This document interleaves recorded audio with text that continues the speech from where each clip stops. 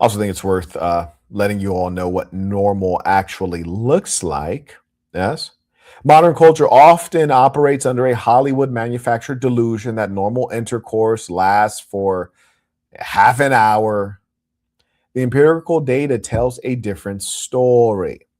In landmark studies measuring intervaginal ejaculation latency time across diverse global populations, we find that intercourse typically lasts about 3 minutes. Yes, that's right, ladies and saints, 3 whole minutes. So, ladies, if he breaks that 3 minute mark, he's a hell of a man. He is a hell of a man. You should be thankful. Yes, indeedy. The cultural myth. The expectation and like it's whose expectation, right? I've never met a dude who's like, yeah, man, I wanna beat it down for like an hour. Yeah, I want it for like 30 minutes.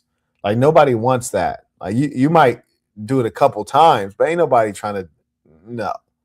It's the females like, I want to make love all night. That's because these broads ain't got nothing to do. You hear me? They ain't got no jobs. They're living off of you. They're living off of dudes.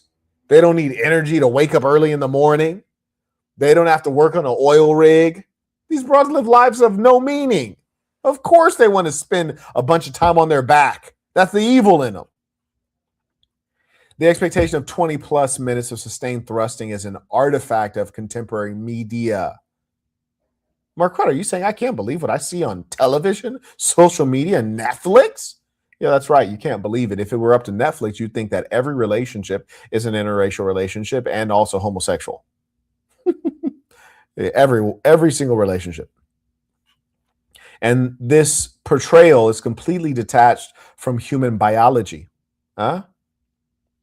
The matriarchal construct, rebranding efficiency as pathology, as sickness.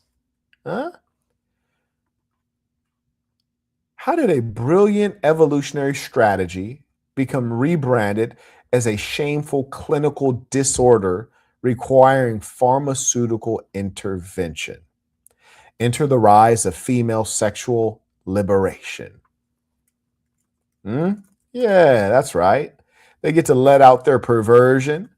Instead of being ashamed of having so many partners and so much experience, they take all of that and use their unfortunate background to hurt men. Marquette, are you getting crazy right now? Nah, this is just the tip of the iceberg. He says, damn, a genius must have written this article. Exactly, 100%. 100%. In early ancestral groups, reproductive access was largely driven by male-to-male competition. No, I want you guys to pay attention. Pay attention to that. Reproductive access was not driven by consent. It was not driven by female choice. It was driven by male-to-male competition, which means you and I, whoever wins, gets the broad. She doesn't like, I like his sneakers. He's sensitive. I like him. I like his dreadlocks. Hell nah, shorty, you getting the thug. Whoever thugging hardest. You hear me? It was a beautiful time. It was a beautiful time. We need to rewind. Shout out to Michael. He writes, your thumbnail game is strong. So I appreciate that. Yes, indeed. We have a specific aesthetic coming out of the SAS, and I hope you all are picking up on it. Furthermore, in early ancestral groups, reproductive access was largely driven by male-to-male competition and brute physical dominance. That's how I like it, me personally.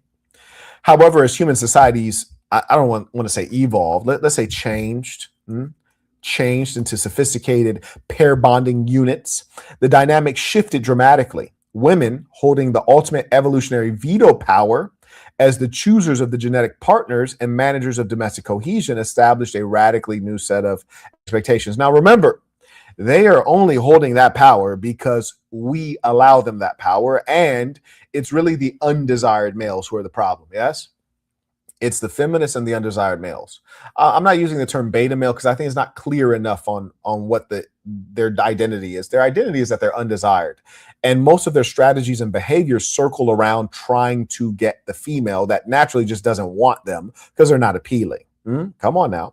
Shout out to Mr. Johnson, came in with the baller alert via Stripe. Shout out to the ballers and bosses that showed up. Shout out to Ramon. He writes tuition for the work. Peace of saints. And it was a pleasure. I had the pleasure of meeting Ramon. And for me, it's always, something I look forward to. The folks who support the work, getting to meet them, shake their hand, get to know the kind of man that they are. I look forward to seeing all of you many more times. Danny writes, it's crazy how you mentioned this. I've had intercourse with some chicks who say not getting an orgasm is a red flag. That means she's a slore. Listen to me, man. That's a guaranteed, hi, I'm a slore. Marquette, why do you say that? Should she not get enough? No, probably not. But if she's concerned with it, she's a slore. She's a slore with too much experience. And that's the worst part. That's why guys like virgins. There's nothing worse than you get to the chick. She done so much. Bro, she done so much.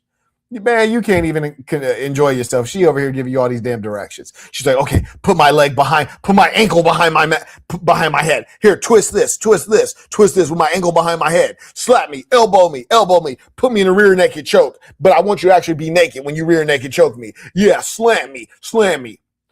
It's like, damn, they want you to do all, rub in the circular motion, faster, slower, faster. I'm almost there. Oh, you lost it. Got to start over.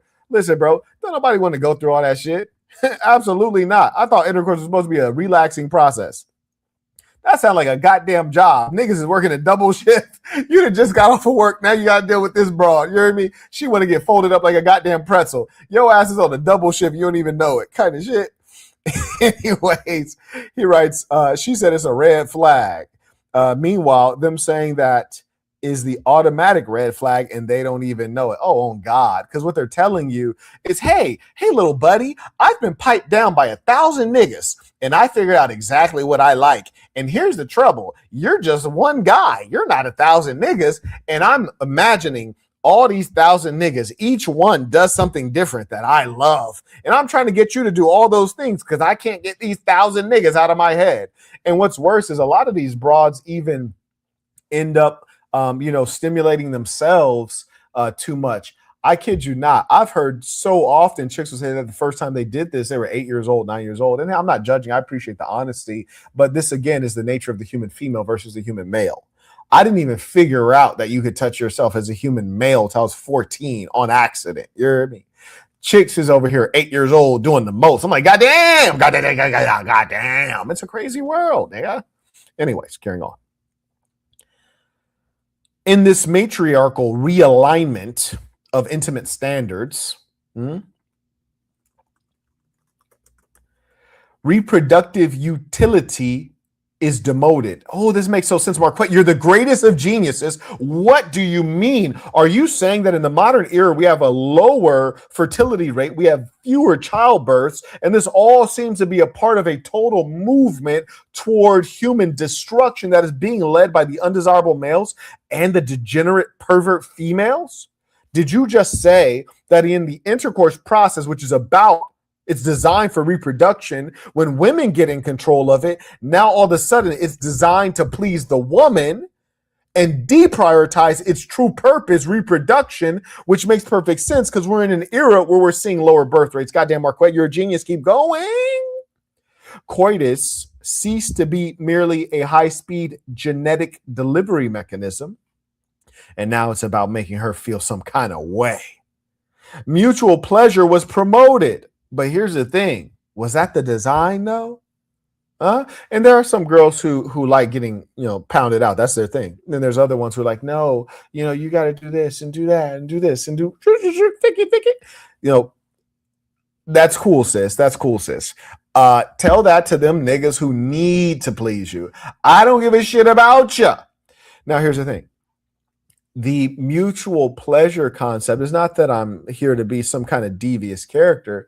It's that I'm here to explain to you that a mentally healthy woman who has not been physically abused and had her soul and her guts poked and it's now holy, that kind of woman, her life is not about the time that she spends on her back, which should be the much smaller portion of her time. Her life is about your emotional connection, your guidance, your provision, your leadership, and all that you provide in terms of a life, you have to ask yourself, how often does a woman in the modern era complain, like, you know what?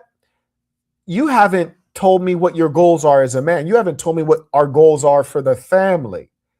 No, they don't talk about that. But they will talk about, like, why don't have you considered trying this? Or can we use a toy? How do you feel if we use a toy? First off, love, toys are for kids. Toys are for kids, silly rabbit. That's not a toy. That is a goddamn device of perversion. That is not a toy, dear. A toy is like a goddamn Barbie doll or a Tonka truck.